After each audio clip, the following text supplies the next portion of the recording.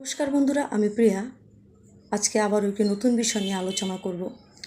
কথা হচ্ছে 2026 সালে আবার আসতে চলেছে বিধানসভার ভোট। আচ্ছা, এই বিধানসভা নিয়ে আমার একটি কথা মনে পড়ে গেল। এই যে আমাদের দেশে সাংসদদেরকে নিয়ে যে সভা হয়, পার্লামেন্ট হয়ে থাকে, তো এই বিধানসভা বা বিধানসভার যে এমএলএরা আছে, এদেরকে নিয়ে কোনো মিটিং বা এদেরকে নিয়ে কোনো আলোচনা বা বিরোধীদেরও বলার সুযোগ দেওয়া, এই সব কিছু তো আমাদের রাজ্যে কোনোদিনও আজ পর্যন্ত দেখলাম না। এটা একটা পয়েন্ট, ছোট্ট পয়েন্ট বলে রাখো, আমাদের রাজ্যে এই সমস্ত কিছু হয় না।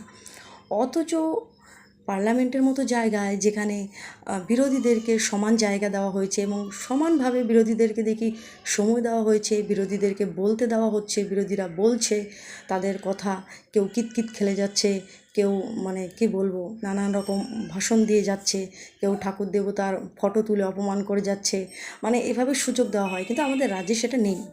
এরপরেও আমাদের রাজ্যের লোকেরা বলে থাকে যে বিরোধীদেরকে নাকি দেশে বলতে দেওয়া হয় না। বাংলায় বলতে দেওয়া হয়, কোথায় বলতে দেওয়া হয় সেটা এখনও দেখলাম না। তো যাই হোক, যেটা বলছিলাম, 2026 সালে বিধানসভার ভোটে আবারও কিন্তু টিএমসি জিততে চলেছে। তার কারণ কি? আপনারা জেতাবেন তো, আপনারা তো জেতাবেন, আপনারা তো ভোট দেওয়ার জন্য তৈরি হয়ে আছেন। 2026 সালটা কবে আসবে, টুক করে যাব, জোড়া ফুলে ভোট দিয়ে চলে আসবো, বাস। এটা আপনাদের মনের মধ্যে একটা দুর্গাপুজো হয় না, ও দুর্গাপুজো হবে, দুর্গাপুজো আসতে চলেছে, ঠিক সেই রকমই একটা ব্যাপার। তেমনই ভোট আসতে চলেছে, যাব, ভোট দিয়ে চলে আসবো। দেখুন, এ রাজ্যের যে ভোটের সংখ্যা হয়েছে, আগেই বললাম, সংখ্যালঘুরা পুরোপুরিভাবে তারা টিএমসিকে সাপোর্ট করছে। তাই সংখ্যালঘুদের পুরোপুরি ভোট টিএমসির দিকেই যেতে চলেছে। আর যারা রইল বাকিরা, হিন্দুরা, যেই সংখ্যক হিন্দুরা, তার মধ্যেও বেশ কিছু সংখ্যক 20% মতো টিএমসিকে অন্ধের মতো, মানে কী বলবো, অন্ধের মতো চোখে দেখে এবং অন্ধের মতো সাপোর্টও করে যায়। আর এরই মধ্যে এই 20%-এর মধ্যে বেশিরভাগ সংখ্যক কিন্তু মহিলাদের সংখ্যাও পড়ে। দেখুন, মহিলারা এই রাজ্যেই বাস করে। মহিলারা দেখবেন আজকে তাজিমুল কী করছে, এটা মহিলারা দেখে না। ববি হাকিম কী বলছে, এটা পুরুষেরাও দেখে না, মহিলারাও দেখে না। তারপর হচ্ছে মহিলাকেই নগ্ন করে 1 কিলোমিটার হাঁটানো হয়, এটাও আমাদের রাজ্যের মহিলারা দেখে না। তারা এসব জানবে কী করে? আমরা যে চিৎকার করে ভিডিও তৈরি করছি বা এই সত্য ঘটনাগুলোকে যে নিউজ চ্যানেলগুলো যে কভার করছে, তাদেরকে দেখাচ্ছে, এত সব কিছু তারা জানবে কী করে? আমাদের রাজ্যের অর্ধেক, যারা ওই সাপোর্ট করে থাকে, এবং অর্ধেক মহিলাদের মস্তিষ্ক আটকে আছে কোথায়? জি বাংলা স্টার জলসাতে।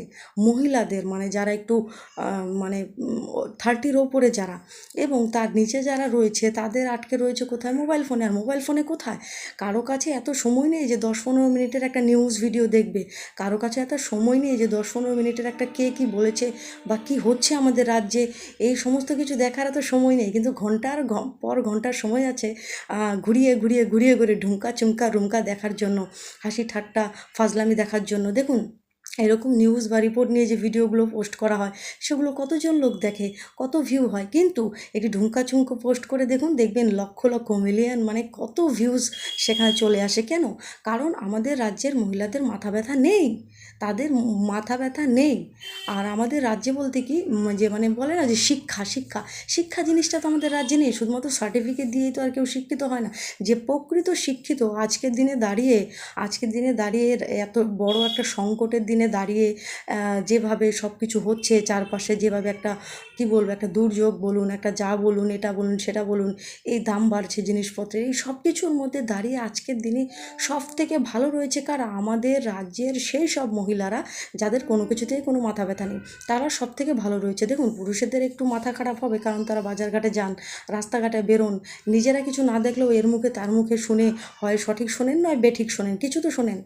কিন্তু মহিলারা এসবের মধ্যে আর নেই, তাদের এসব শুনেও কাজ নেই। তাই তারা অন্ধভক্তের মতো তারা সেই ভোটগুলো তো দেবেনই, তাদের তো আছেই। কারণ 1000 টাকা, এ দেখুন, এই যে হকারদের তুলে দেওয়া হয়েছে, কী হয়েছে তাতে? আরে বাবা, আপনাদের দোকান তুলে দেওয়া হয়েছে, ভেঙে দেওয়া হয়েছে, এটা করা হয়েছে, সেটা করা হয়েছে, রাস্তা বাড়ানো হবে, অমুক সময়। কে আছে? আপনার বউ, আপনার মেয়ে তো 1000 টাকা করে পাচ্ছে, তো সেটা দিয়ে সংসার চালিয়ে নিন না। আবার এত খিচির খিচির করছেন কেন? এখন কাঁদছেন কেন?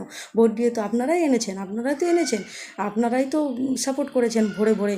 এবার আপনারা সেই দুজনে, যার মেয়ে নেই তার দুর্ভাগ্য, কারণ বউ মাত্র 1000 টাকাই পাবে, তো 1000-1200 টাকাও পাবে, তো সেটা দিয়ে সংসার চালিয়ে নিন। আর আরেকটা জিনিস দেখুন, আমাদের রাজ্যে মানে যখনই কোনো রকম কোনো জিনিসপত্রর দাম বাড়ে বা এটা সেটা এর অনেক কিছু অনেক কারণ হতে পারে।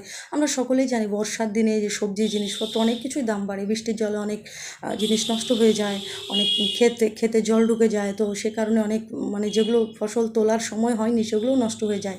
তো এই নানান কারণে, বর্ষাজনিত কারণে, অনেক সময় খরার কারণে ভালো ফসল হয় না, এই সমস্ত কারণে এবং বাইরে পণ্য আদান প্রদানের যে মানে ব্যাপারটা আছে সেই সবের কারণেও এই দামগুলো কিন্তু ওঠানামা করে থাকে। কিন্তু আমাদের রাজ্যের সিএম তো মানে কি বললাম, ওনাকে কোথায় বসালে যে সঠিক জায়গা দেওয়া হবে আমি নিজেও জানি না। একদম দারুণ লেভেলের মানুষ উনি। সেটা হচ্ছে যে উনি যখনই কোনো কিছু হয়, কোনো কিছুর দাম বাড়া, কোনো কিছু এটা ওটা অমুক সমুক, উনি সরাসরি বলে দেন এটা প্রধানমন্ত্রীর চক্রান্ত, এটা নরেন্দ্র মোদীর চক্রান্ত, তিনি আমাদের বাংলার বিরুদ্ধে চক্রান্ত করছে, আমাদের বাংলার মানুষজনকে কিছু খেতে দেবে না, আমাদের বাংলার এই জিনিসপত্রের দাম বাড়িয়ে দিচ্ছে।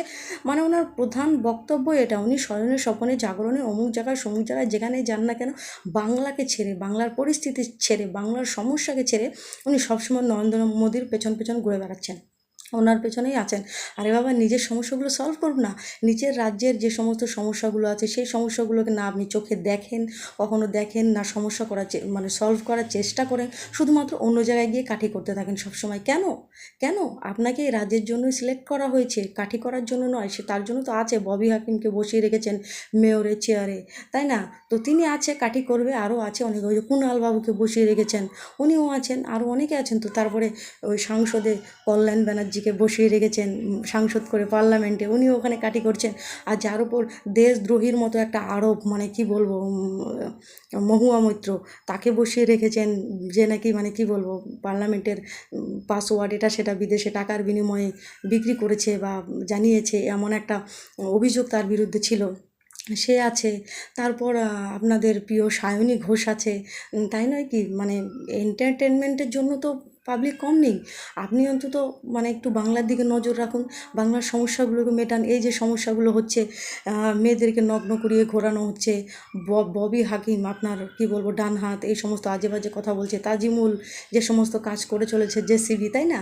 তারপরে এই যে জয়ন্ত সিং যে বেরোলো আর নতুন করে, এরা যে সমস্ত কাজ করেছে, মেয়েদেরকে ক্লাব ঘরে আটকে রেখে পেটাচ্ছে, তারপর শিশুদেরকে নগ্ন করে তাদের যৌন অঙ্গে সাঁড়াশি দিয়ে চেপে ধরছে, এ সমস্ত দেখে আমরা সহ্য করতে পারছি না। আপনি যে কী করে পারছেন জানি না। আপনার তো একজনের কোনো কিছু হলে পরেই আপনার একদম বুক ফেটে যায়।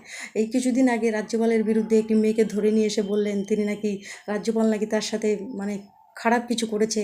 তো সেই কারণে তার দুঃখে আপনি একদম কাতরিত হয়ে সবাই সবাই গিয়ে কান্না করে এসেছেন যে মেয়েটি একদম গরিব ঘরের মেয়ে, অমুক সমুক, তাকে প্রলোভন দেখিয়ে এই সমস্ত কাজ করা হতো, এটা সেটা। একজনের দুঃখে আপনার বুক ভরে যাচ্ছে অমুক সমুক। আর এত হাজার হাজার মা বোনেদের সাথে অন্যায় অত্যাচার হচ্ছে, হাজার হাজার পশ্চিমবঙ্গবাসীর সাথে অন্যায় অত্যাচার হচ্ছে। আপনার দলের লোকজনেরা বড় বড় গুন্ডা, বড় বড় গ্যাং বেরোচ্ছে, তাদের বিরুদ্ধে আপনি কোনো অ্যাকশন নিচ্ছেন না, কোনো রকম কোনো অ্যাকশানই নিচ্ছেন না। কেন? কেন আপনি কেন চুপ? আমরা তো আপনার থেকে এটা আশা করি না। আপনি যেই হন না কেন, অন্যায় যেখানে হচ্ছে আপনি সেখানে কেন কথা বলছেন না? আপনি কি সব কিছুর সাথে জড়িত আছেন বলে আমরা ধরে নিতে পারি?